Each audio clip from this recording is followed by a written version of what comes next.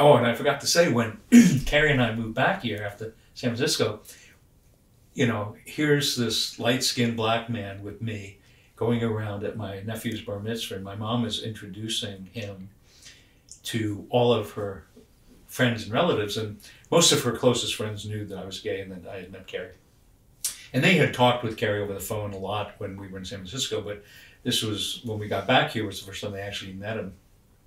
And my mom was marching him around at the bar mitzvah and saying, so this is my son-in-law to be, I think is what she said, Carrie.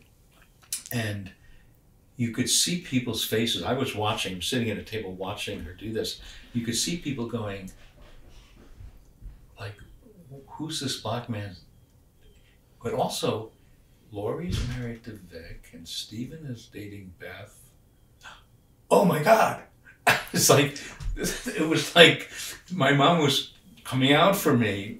Now, her closest friends were watching this whole thing and were hysterical about it. And they could not have been more supportive.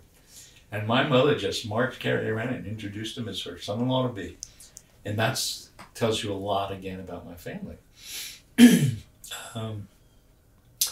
And the way that he endeared himself to my great aunts and uncles was that he would use Yiddish phrases. And it was like, seal the deal, you know. All he'd have to do was say something like, I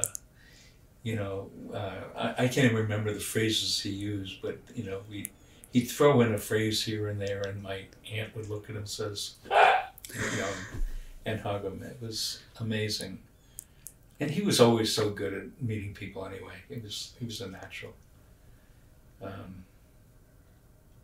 So the Yiddish served us well there, you know. It like traversed culture and race and history. Just it made such an important connection that they said, he's going to be one of us.